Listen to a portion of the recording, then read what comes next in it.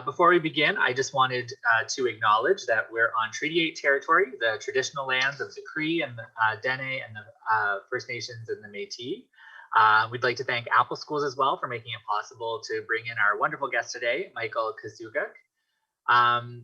Michael's an award-winning author from Rankin Inlet, Nunavut, and he's coming to us live today from Manitoba. He was encouraged by his boys to write his first book, A Promise is a Promise, and now he's written over a dozen children's books and has won several awards, including the Vicky Metcalf Award for a body of work in children's literature. So without any further ado, I want to turn things over to our wonderful presenter, Michael Kusugak. Michael. Thank you. Yeah, down here people call me Michael Kusugak. And Kusugak was actually my father's name. It means stalactite. Stalactite, those are the ones that hang down in caves. And it also means icicle. But when I'm up north, where we come from, people call me Akbarluk. And that is my name that I was given when I was born. And it means an immature bowhead whale or a young bowhead whale. So I never have to grow up. Well, we are in Manitoba. Welcome to my house, by the way. And we are in Manitoba. And if I go down that way in my truck for about an hour and 10 minutes, I end up in Winnipeg. And I was there all day yesterday talking to a whole bunch of people on Zoom. And from there's a Winnipeg Art Gallery has this whole new section with a lot of Inuit art in it. And they call it Kaumayok, which means it is bright. So I was there all day yesterday talking to people on Zoom because we're not allowed to have contact with anybody actually. So I was a long way away from the cameras and I was just talking to cameras. And out here, if you go 2 blocks over this way, there's a huge lake called Lake Winnipeg, and it goes way up there somewhere in Manitoba. And if I go that way to the very north end of Manitoba, I end up on Hudson Bay. And Hudson Bay, I discovered when I was working on a book, this book, Hudson Bay. This is an alphabet book. It's part of a whole series of alphabet books about Canada. There's one about Alberta, and it is called C is for Chinook. And this one is called T is for Territories, and it's about Yukon, Northwest Territories, and Nunavut. And because it's an alphabet book, I have to find things to write about from the alphabet. And for the letter H, if you go to the letter H, you will find that H is for Hudson Bay. And when I was doing this, when I was working on, there's a little poem here. H is for Hudson Bay. Narwhals, seals and killer whales, walrus, bowhead whales out yonder, old woman under the sea tails, Hudson Bay is full of wonder. So when I was working on Hudson Bay, I decided, I don't need to do any research about Hudson Bay because I know everything there is to know about it. But I decided I would take a look anyway to see if there was anything I missed about Hudson Bay. So I checked on the internet, and sure enough, that what I had missed is that Hudson Bay is the second biggest bay in the whole world. The biggest bay in the world is way over on the other side of the world in a country called, what's It's at Asia, in an Asian country called India, and there's a huge bay there called the Bay of Bengal, and that is the biggest bay in the world. But we have the second biggest bay, and it's out that way at the very north end of Hudson, or on the very north end of Manitoba. And if you go to Hudson Bay and you go to the very, very north end, right up at the north end, you end up on the Arctic Circle.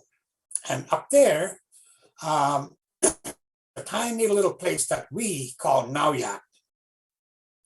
And we call it Nauyat in my language, Inuktitut, because Nauya means seagull. And there are big cliffs there where seagulls come to nest every summer. And when I was a little kid, that's where I lived, in Nauyat.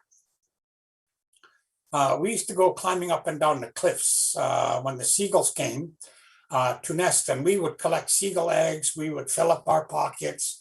We'd fill up our hoods, and any bag or anything we had, we would fill them all with seagull eggs, and we'd climb back up to the top of the cliffs, and we would walk home, and we would cook the eggs, and we would eat them. And seagull eggs were the yummiest eggs I have ever had.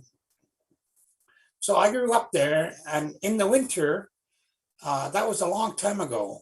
I was born in 1948 on the west coast of Hudson Bay, about halfway up. And right after I was born, we moved to Nauyat. And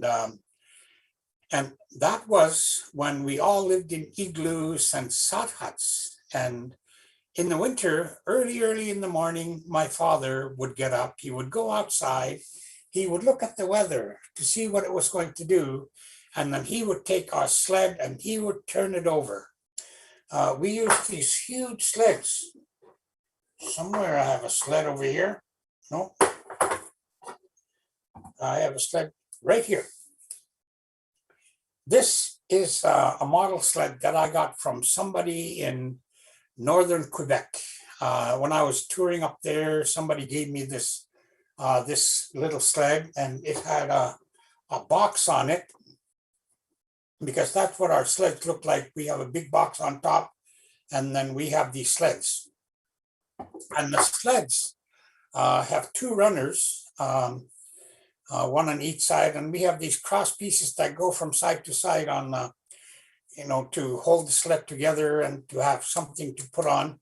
And they have plastic runners. Well, when I was a little kid, we didn't have plastic. So all along the bottoms of the sled runners, we had frozen mud. It was actually something called peat moss. And my father would take his snow knife and he would cut it up, this peat moss, into tiny, tiny little bits. And then he would put it in the pail, and he would add water to it and mix it all up. And then he would put it all the way along the bottoms of the sled runners, and he would let it freeze. So we had this layer of mud all along the bottoms of the sled runners. And when it was all frozen, he would take a plane, a regular old hand plane that you use for wood, and he would plane it so that it got, as smooth as he could get it. And then he would take a piece of polar bear skin. I have a piece of polar bear skin right here. This is what polar bear skin looks like. This is the underside part, and this is all the hairs on the polar bear skin. And he would take one of these, and he would get a kettle of water. He would pour the water on the polar bear skin, and he would rub it along the bottoms of the sled runners. And he would let the water freeze. So we ended up with this nice layer of ice all along the bottoms of the sled runners. And that's what we traveled on, ice on snow. And when my father was all finished icing the sled, he would roll it back up. He would move it back and forth to make sure it was nice and smooth. And then we would take all our stuff out from inside our igloo. We would put them on the sled. We would roll them up in huge skins and tie them all down. And then we would hitch our dogs to our sled, and we would go traveling all day long. Well, where we come from, there are no trees. And because we have no trees to get in the way, we would hitch our dogs all on separate lines. So every dog has his very own line. We might have 8, 9, 10, 11, 12, 13 dogs. They all have their own lines. The dogs that like to run get the longest lines, and the lazy ones get the short ones. And when we were going along, the dogs would jump over each other over and over and over and over until their lines were so tangled that they couldn't run anymore. We would stop. My father would take all the lines off the dogs. He would untangle them all. My mother would get us some lunch, and after lunch, we would go traveling all the rest of the day. And of course, sometimes it gets a little cool. You know, the coldest day I remember in Nunavut was minus 52. And if you're going to be outside all day long in really cold weather like that, you have to wear some really, really warm clothes.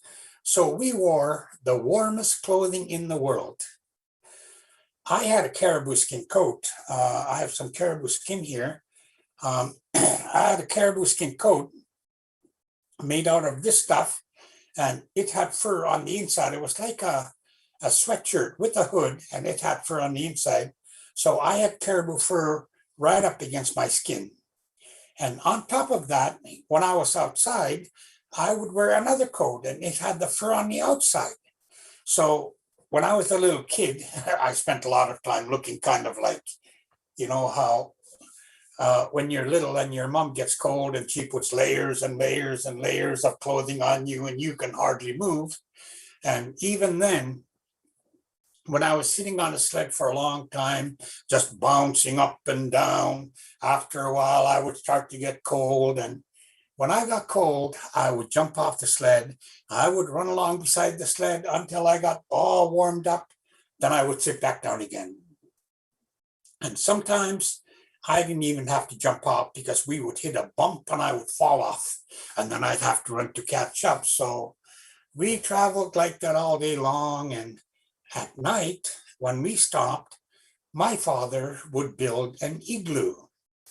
When the igloo was all ready, we'd go inside, we'd bring all our stuff inside. My mother and my grandmother would light a kudlik. We call it a kudlik, and it's a stone, soapstone seal oil lamp. And I have a little one here that we got from a friend of ours in Rankin Inlet. And this is just little. The ones that we had were about this big, so they were really, really heavy. And we only used them in the winter because they were too heavy to lug around in the summer. And we could carry them in the winter on our sleds. And so in the spring, when we went back to the mainland, and we would just park them somewhere, and we would leave them until the fall, you know, when we were back on our sleds, and we would pick them up and we'd take them with us. My mother and my grandmother would like one of these. They would put seal oil in here, and they would put a wick all along the front. And when you light it, it looks like a whole row of candles all along the front of the kudlik. And then they just keep pulling up some more oil because it burns seal oil. And so my mother and my grandmother would like one of those. They would start to cook us something to eat. They would heat up the inside of the igloo a little bit because sometimes it was really quite cold. And then they would make up a bed, a nice big bed with lots of warm furs. And every night when I was all finished eating, I would go to bed. And when I went to bed, I would say to my grandmother, and my grandmother would say, unikakto sa kangin nama.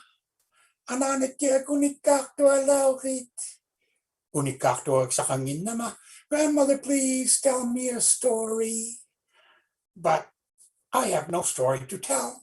Grandmother, please tell me a story. But I have no story to tell. And after I asked her many, many times, she would finally say, okay, settle down and I'll tell you a story. And my grandmother told me some of the most wonderful stories I have ever heard.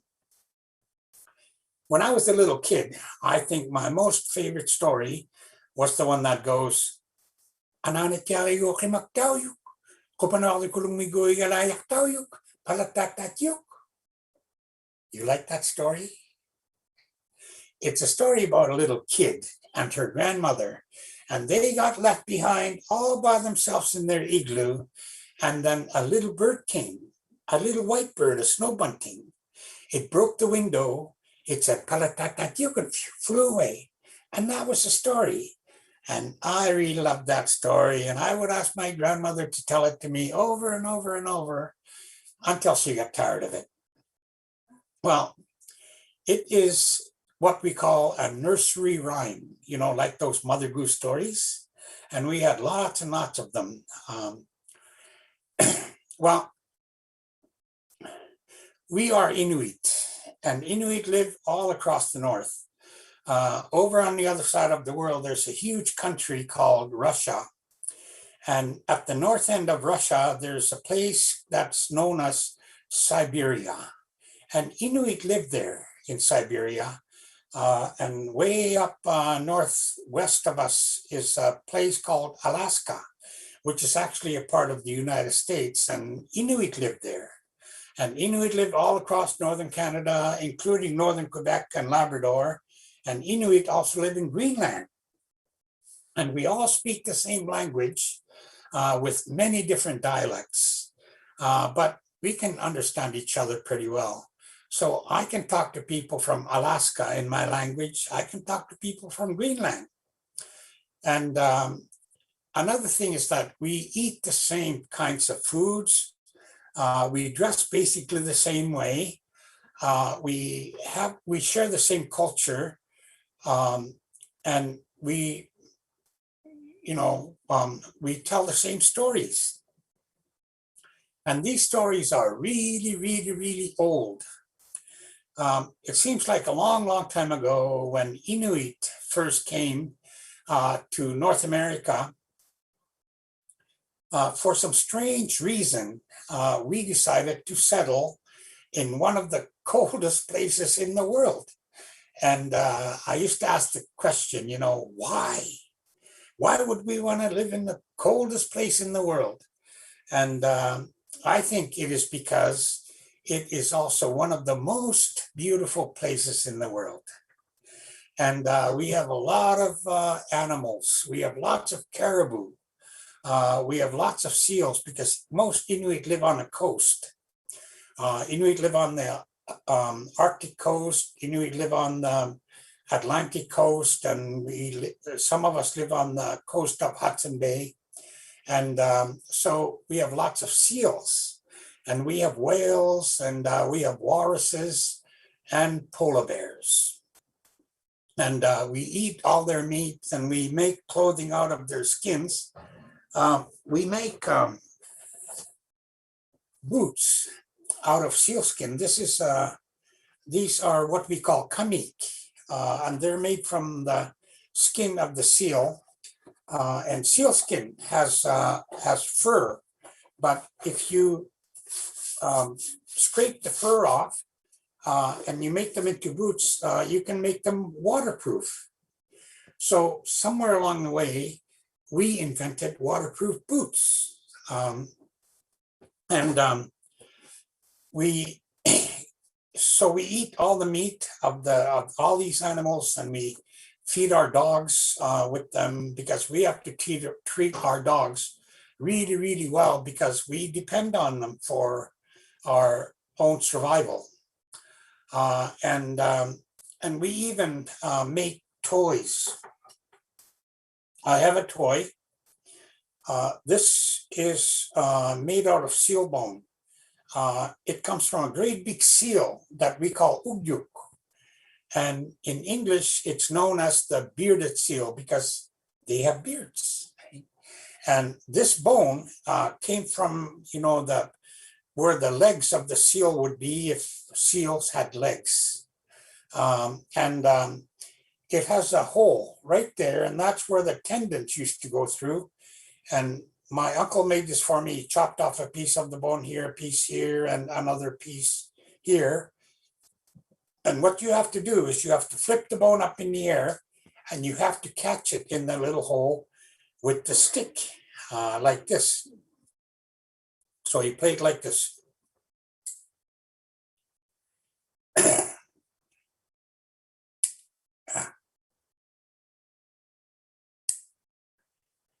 No, it's not going to work today. Every day you have to say, work, work. No. Anyway, it actually works sometimes. And so we had everything. And when you have everything, your people begin to multiply, and we are comfortable. So after a while, there got to be more and more and more Inuit. And today, there are Inuit all across the north. There are Inuit in Siberia, Alaska, northern Canada, and Greenland. And when you have a lot of people, one thing you need are rules. You have to have rules about how to get along with each other, how to live in peace. You need rules about how to take care of young people, to raise them to be respectable adults. You need rules about how to take care of old people, because the old people have been around for a long, long time, and they have all this knowledge that you have to learn before they pass away.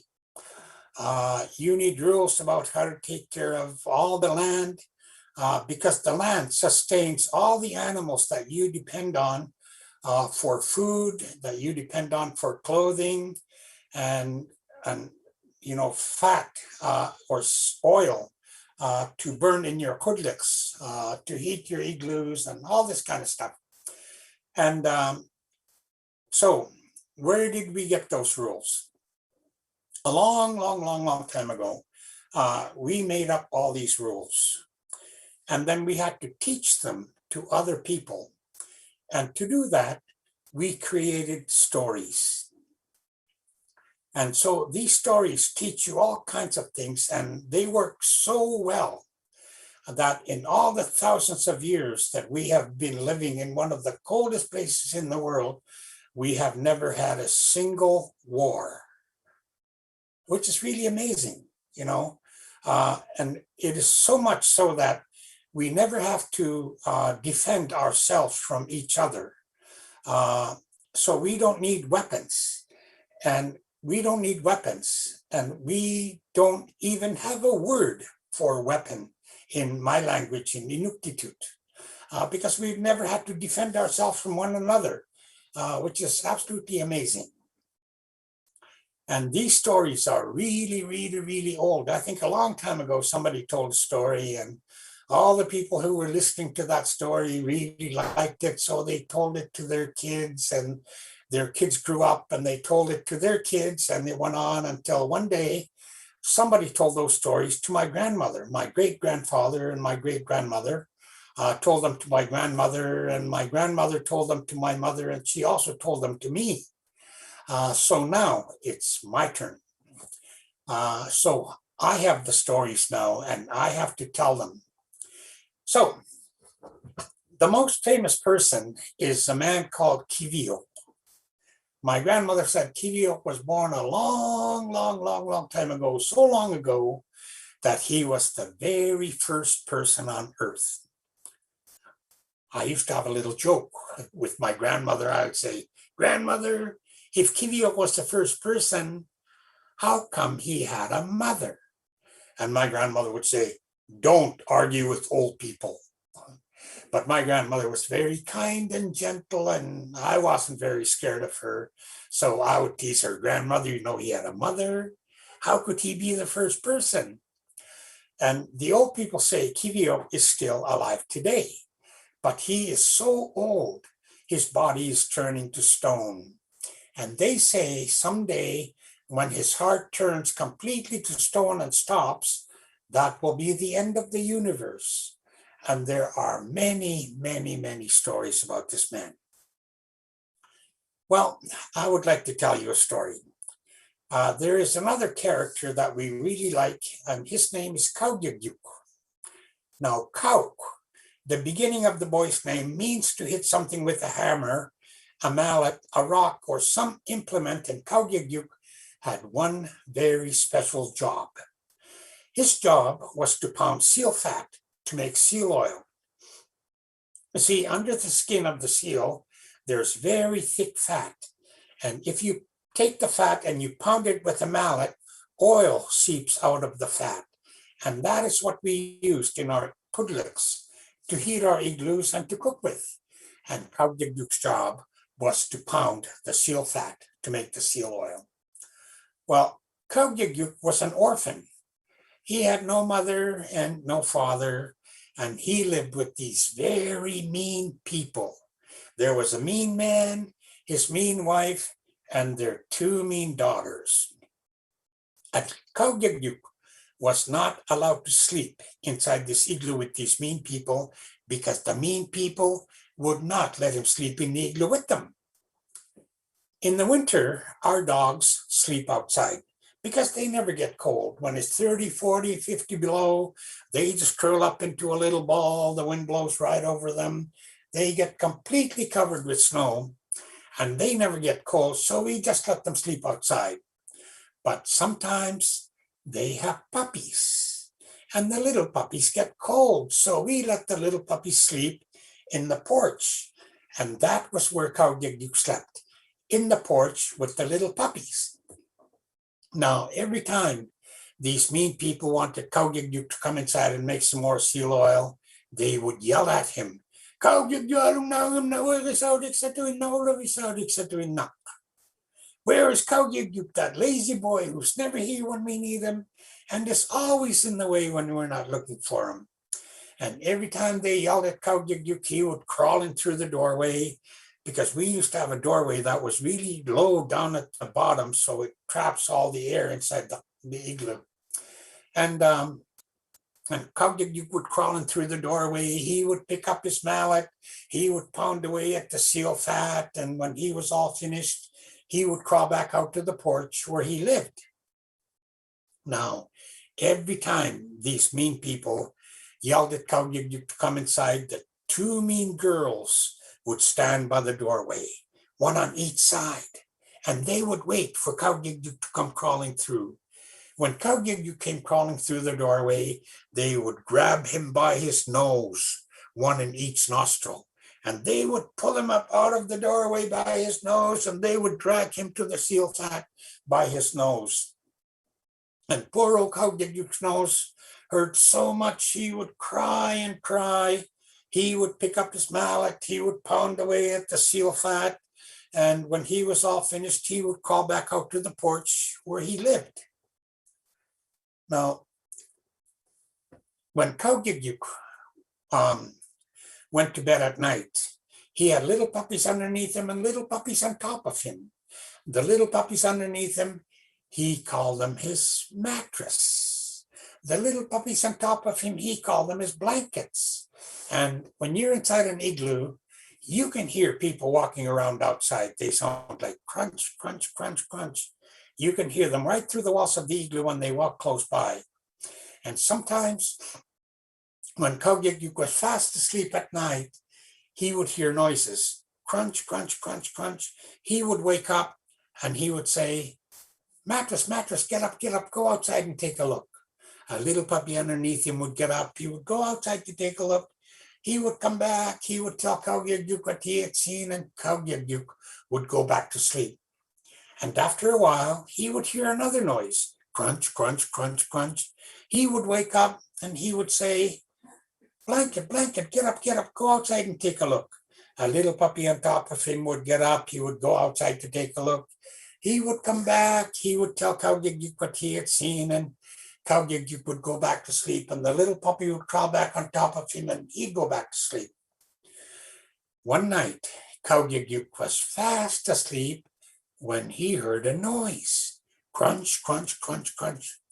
He woke up and he said, mattress, mattress, get up, go outside and take a look. A little puppy underneath him got up. He went outside to take a look, and Kaugyuk waited and waited and waited. But the little puppy didn't come back. So he said, blanket, blanket, get up, go outside and take a look. A little puppy on top of him got up. He went outside to take a look. And Kaugyuk waited and waited and waited. But the little puppy didn't come back. So he said, Mattress, Mattress, get up, go outside and take a look. Another little puppy went out. And before long, he had no little puppies left. They had all gone out the door. So Kaugyuk got up and he went outside to take a look for himself.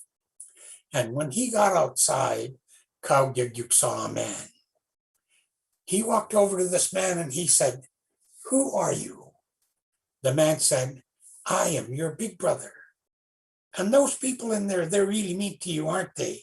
And Kaugyuk said, Yeah, they're really mean. And his big brother said, Would you like to do something about those mean people? And Kaugyuk said, Yeah, I would like to do something about those mean people. And his big brother said, Well, it's going to be hard work. And Kaugyuk said, I don't mind a little hard work. And his big brother said, It's going to be painful. And Kaugyuk thought about it for a minute and he said, I really want to do something about those mean people. Well, his big brother took him by the hand and they went for a walk. They walked and walked until they came to the top of a hill. And on top of the hill, there were rocks. Rocks, rocks, rocks everywhere. And Kaugyuk's big brother said, Kaugyuk, I would like you to turn that rock over. And it was just a tiny rock. And Kaugyuk walked over to that rock. He put his hands under it and he worked and worked and worked and worked. But the rock was frozen right into the ground. He could not move it. And his big brother said, I told you it was going to be hard work. Work harder. And Kaugyuk put his hands under the rock and he worked and worked and worked and worked. And it went pop. It moved, so he picked it up and he flipped it over. And his big brother said, That's wonderful. And then he said, Now try that one. It was a bigger rock. And Kaugyuk walked over to that rock. He put his hands under it and he worked and worked and worked and he flipped the rock over. And his big brother said, That's wonderful. And then he said, Now try that one. It was a big rock. And Kaugyuk walked over to that big rock. He put his hands under it and he worked and worked and worked and worked. But he was only a little boy. He could not move the big rock. And his big brother said, I told you it was going to be painful. He picked up his whip and he whipped Kaugyuk across the back. And where he whipped him, his clothes ripped. And all night long, you could hear that whip cracking on top of that hill. All night long, Kaugyuk turned the rocks over. And before morning, he had turned over all the rocks on top of the hill, and his clothes were ripped to shreds. But where the rips were, you could see his muscles just bulging through. And finally, his big brother picked up a bag and he said, This is a bag of clothes my wife made for you. Go back to your porch with your little puppies. And in the morning, something will happen and you will know what to do. But don't be so mean to the meanest of them all. Kaugyuk went back to the porch. He lay down among the little puppies and he fell asleep. In the morning, he woke up, and when he woke up, he heard a big commotion outside. He could hear people screaming and yelling, and he wondered, what's going on? And then all the mean people ran out of their igloo, right over Kaugyuk and all the puppies, and he could hear them outside screaming and yelling, and he wondered, what's going on? And then he got up, he took the ripped clothes off his body, he put the brand new clothes on, and then he combed his hair ever so nicely down both sides, and then he braided it so that it was nice and very nice hair and all combed, really long hair. And he had these beautiful clothes on, and he climbed out of his igloo and he stood up and he looked around. There were people running around, screaming and yelling, and he wondered, what's going on?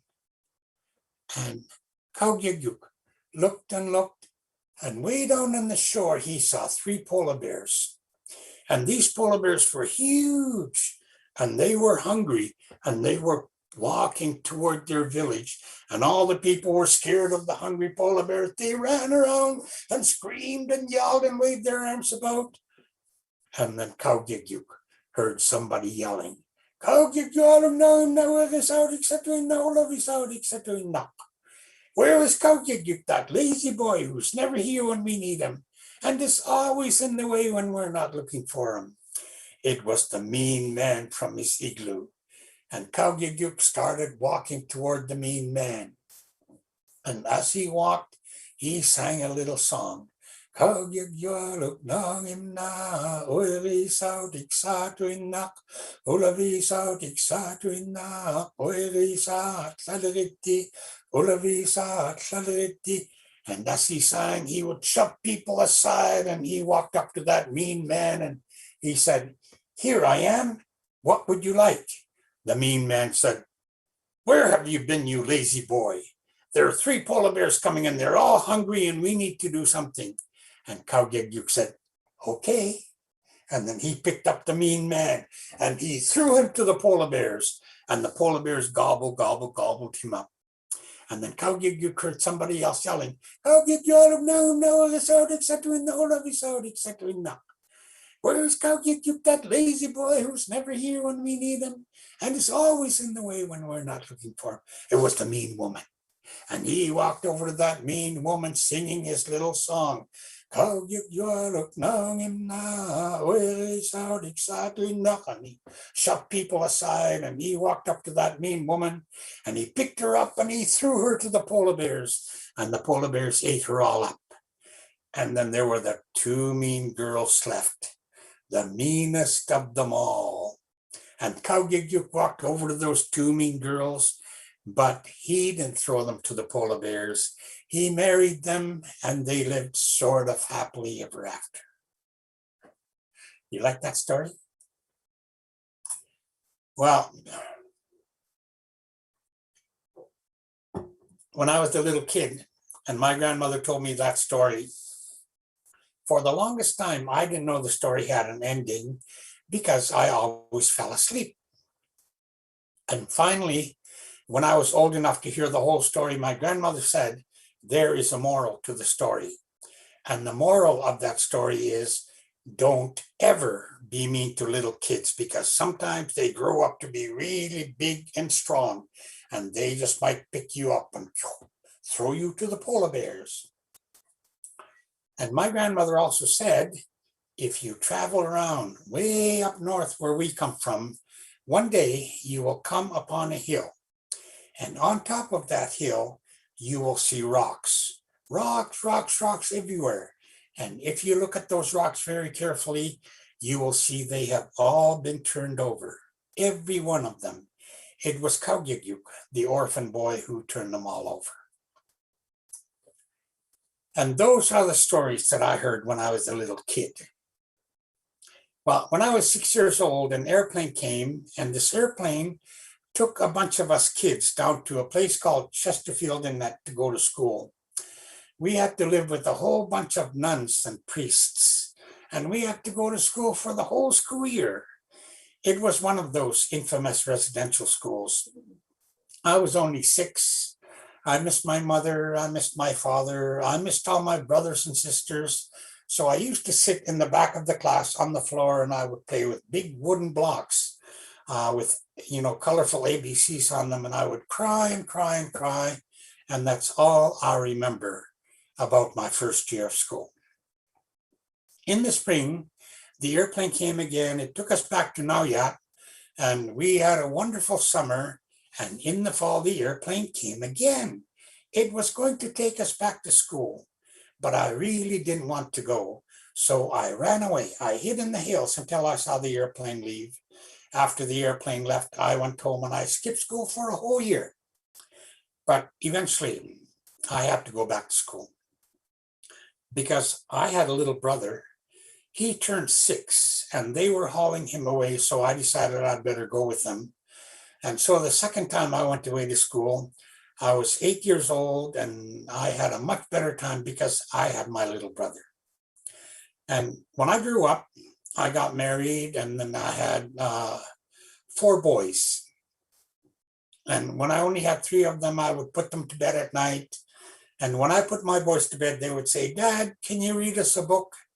They would get a book and I would read to them. And one night I got really, really, really tired of all those books. So we put them away and I told my boys a story. And that story became a book called A Promise is a Promise.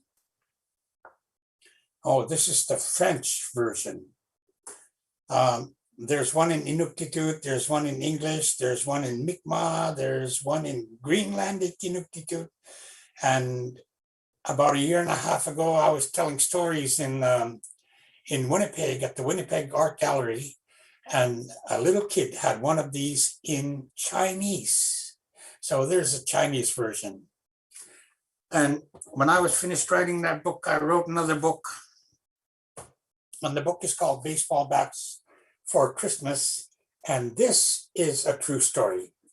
It's a story about me and my friends. When I was 7 years old, I skipped school for a whole year. And that year, just before Christmas, another airplane came to Repulse Bay, or Nauyat. And this airplane brought a bunch of Christmas trees. And when they took all those trees out of the airplane, we all looked at them and we said, "Oh, what are they?" Because we had never, ever seen a tree before. A friend of mine said, "They're standing ups." He said he had seen them in books at the church. So we asked him, "What are they for?" He said, "I don't know," because we had never, ever had Christmas trees. So we threw them out and we forgot all about them. But we had a wonderful time at Christmas. We all went to church at midnight. And when we went to church, Father Didier, our priest, would play a big organ. When he played the organ, we would all sing, "Ati upitusi, tamapsi kayiti, takuyaktu liriti." And Christmas came.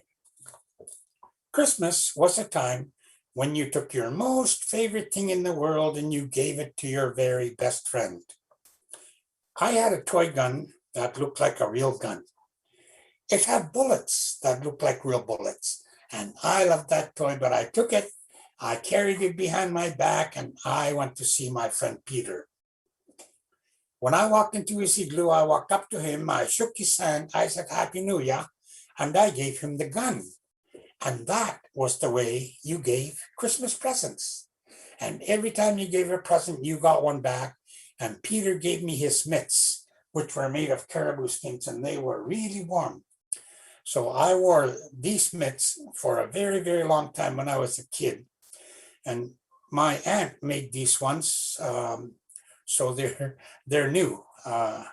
And they're the warmest mitts that you will ever wear. They're made from the leg skins of the caribou. My father had a telescope that he really liked, but he took his telescope, he gave it to his very best friend, and his friend gave him a dog. Now, this was a beautiful, beautiful dog, but it was really, really wild. And as soon as we got the dog, it ran away. My poor father's Christmas present ran away, and we didn't see it again for a long time. But one day the dog came back. And when the dog came back, we would run after it, trying to catch it. But of course, it would always run faster than we could, and we could not catch this dog. And then my father got this bright idea. He took a long piece of rope. He told us to run around, and when we were running around, he would twirl this rope over his head, and he would throw it at us, trying to catch us. We thought he was going a little crazy because he was practicing to be a cowboy, and we have no cows and no horses, and there's my father practicing to be a cowboy, but he got to be really, really good at it. And when we were running around, he would catch us all the time. And finally, when he decided he was good enough, he climbed up on top of our hut. He threw some food down on the ground and he waited for that dog to come. When the dog came, he stood up, he twirled his lasso over his head and he threw it at the dog. And finally, he got his Christmas present back. At Christmas, I used to get one of these rubber balls. You remember the ones that are red and blue and they have a white stripe around the middle? We loved to play ball.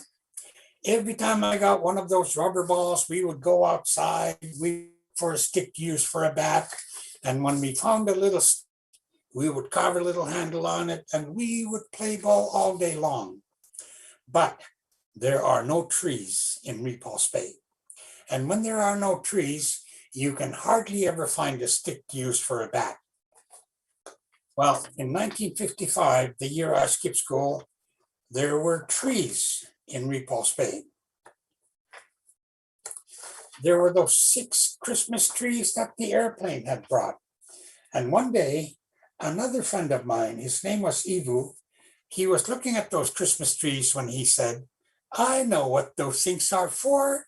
We said, "What?" He said, "Baseball bats." So we ran home, we got an axe. We chopped off all the branches from one of these Christmas trees and we made it into a baseball bat, a real round bat. It was the best Christmas present we ever got. We played ball all spring and all summer long, and every time we broke a bat, we would just go and get another Christmas tree and make another baseball bat. And in the fall, we ran out of Christmas trees and we could hardly wait for Christmas when that airplane would come back and it would bring us more baseball bats for Christmas. And that's why I call the story Baseball Bats for Christmas. Well,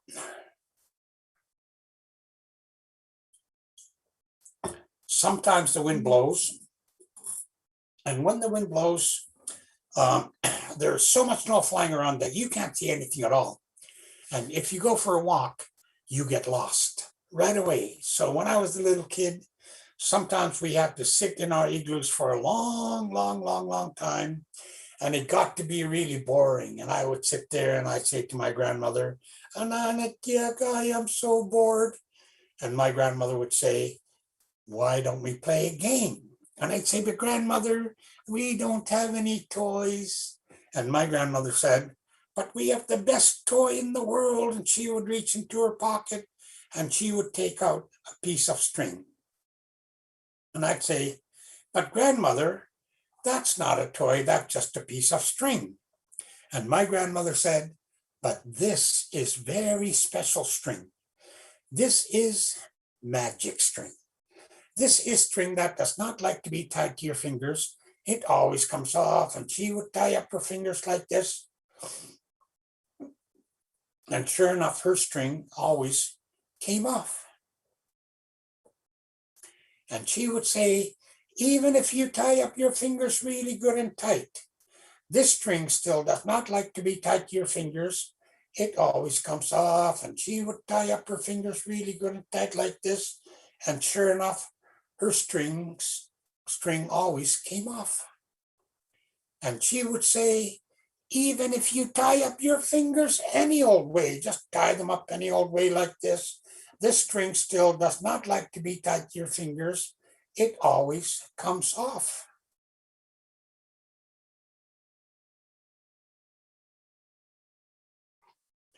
So we played with the string for a long time, and before we knew it, the wind was all gone and we could go outside to play again. We played a game called Cat's Cradle. And it takes 2 people to play Cat's Cradle. And I think this is the most amazing game because I have played it with people all over the world. I played it with people in India. I played it with people in China. I played it with people in Hawaii and Mexico and everywhere. People all over the world know how to play cat's cradle. But we didn't call it cat's cradle because we didn't have cats, which is really quite all right because I'm allergic to them anyway. And we learned how to make some string figures. And my grandmother said, if you learn how to make these string figures, you have to rub the string on your forehead like this so that you'll remember how to do it the next time. And I have the most fun, I think, the most fun job because I get to see people all over the world. And one day I was showing this to a bunch of tiny little kids, and one little boy looked at it and he said, I know what that is. I know what that is. I said, what? He said, it's a butterfly with underwear. But that's not underwear. That's a kayak. You know, those long, skinny skin boats. There's one right here. This is the bow, the front part. This is the stern, the back part. And this round hole is where you sit and you paddle your boat along the water like this. Except, I mean, boys. Anyway, we also learned how to tell stories. And I would like to tell you a little story. How about a story about a whale? First of all, we have to find a whale. And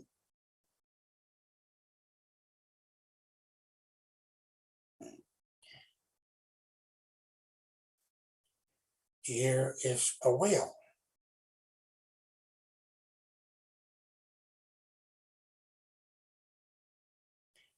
Okay, this is the head of the whale. These are the flippers up here and down here. The body is here in the middle. The tail is over at this end. And the whale swims like this. Now, this whale is not very smart. And one day it decides to show off. So it swims really, really, really fast. It swims so fast to go zooming right up on the beach and it can't get back in the water.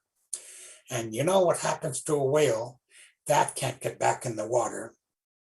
And you know what really, really loves dead whales? Are seagulls. Because along comes a seagull and here comes a seagull.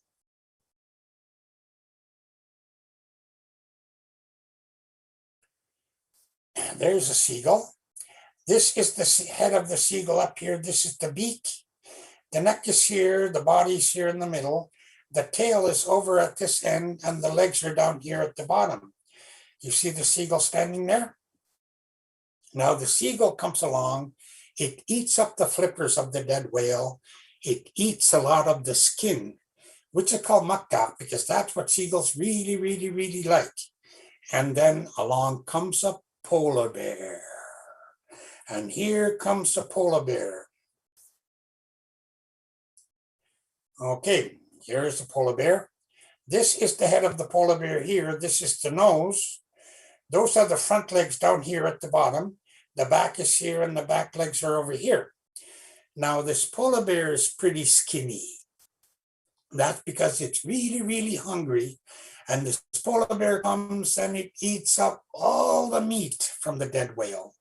And then along comes a little fox, and here comes the little fox. There's the little fox. Now this little fox comes, it cleans, it nibbles on all the bones, and then it walks away. You want to see the little fox walk? Let's see if we can make the little fox walk. Here it goes.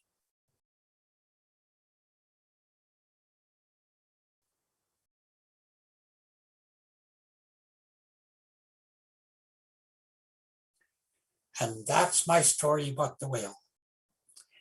And those are all the stories I have for you for today. Hope you had a good time. Thank you for sharing this with us, Michael. That was really cool watching the fox walk. Do you mind answering a few questions that some of the students had? Sure. Yeah. Awesome. Let me go over here to our form. Oh, here's one. What's your favorite book that you wrote? I think Baseball Bat for Christmas for one, because it's a story about me and my friends. And for another, I have a book somewhere down here. It is called Northern Lights, The Soccer Trails. Oh, And I really like this book because it's a story about a girl whose mother dies, and she is really sad because she lost her mother. And then her grandmother tells her the story of the Northern Lights. We believe when you die, your soul goes up into the heavens, and on a clear moonlit night, all those people up there like to go out, and they like to have a good time too. And so what they do is they play soccer. And that is what the Northern Lights are, the souls of the dead people playing soccer in the sky. And Katauya, the girl, can see her mother again, and it makes her feel so much better that her mother has not really gone away. And when I wrote this book, it won a very major children's book award called the Ruth Schwartz Award. And the nice thing about that award is that it was children who picked the book for the award. So when it came out, kids all across the country decided it was the very best book that came out that year. So it's one of my favorite books. oh, that's great. Let's see. Oh, someone asked, how did the Inuit manage to be healthy with no vegetables? Well, if you remember, we were known as Eskimos for a long time, like the Edmonton Eskimos. And Eskimo is actually a Cree word, which means people who eat raw meat. And of course, we love raw meat. I eat raw meat all the time, and raw fish called sushi. We don't call it sushi, but we eat it raw too, fish. And but the thing is, when you eat meat raw, or any of the regular, like wild meats, there are lots of vitamins in the meat. And so if you eat it raw, you get to eat all the vitamins. But if you cook it, it boils away, or it cooks away all the vitamins in the meat.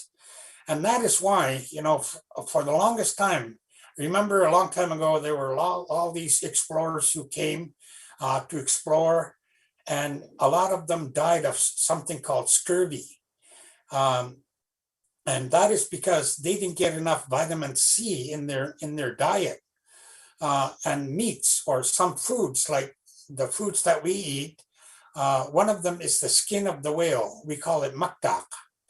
And the skin of the beluga whale or the narwhal has more vitamin C than oranges. So we eat that raw, and so we get to eat all the vitamins that are in the in the food. So that's why we never suffered from scurvy, even though we never ate vegetables.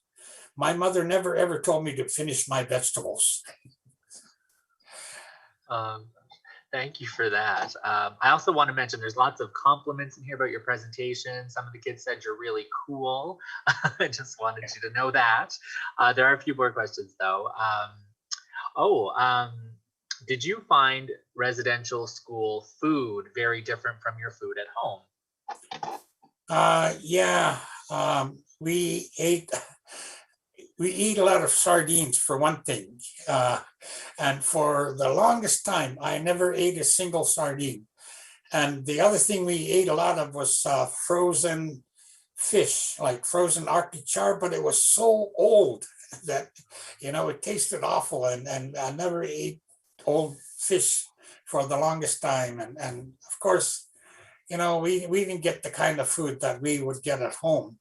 And to this very day, I hate porridge because it was one thing that we ate for breakfast practically every morning, and I hated it. Oh, gosh. Let's see. Someone asked, how did the Inuit tan the hides when it was so wet and cold? Well, we would dry hides, and hide will dry in any weather because it is very mostly it is dry up north anyway, and even though we get a lot of snow, we don't actually get a lot of snow, but it blows around a lot. So the north is considered kind of an arid, part of the world. And so, skins dry, and we would peg them outside and we would dry them even in the winter. And then we would scrape them to tan them. And when we were making kamik, these things to soften the bottoms, the bottoms of these boots that we call kamik are made of skins from the very big seal that we call ugyuk, and so the skin is very thick and really tough. And to get it pliable, that you could sew it and cut it, we would chew on it, and and we would get it nice and soft, that you can work with the leather. And these boots that were invented thousands of years ago are waterproof. So somewhere along the way, we invented waterproof boots. Long before anybody ever thought of rubber boots or anything like that, we had waterproof boots, and they're waterproof all the way up to, this furry part here. Oh, that's awesome. Well, Michael, I want to respect your time with us today. So I want to just thank you very much for coming and chatting with us. And I know I very much enjoyed it. I got to watch both sessions today. And I'm sure everyone out there, it looks like from the comments, questions that they enjoyed it as well. So thank you very much for being here with us. Yeah, thank you so much. We haven't been to Fort McMurray for a long, long time. We used to tour up there almost every year a long time ago. So we miss you. Someday when we can travel, we'll drive by and say hello.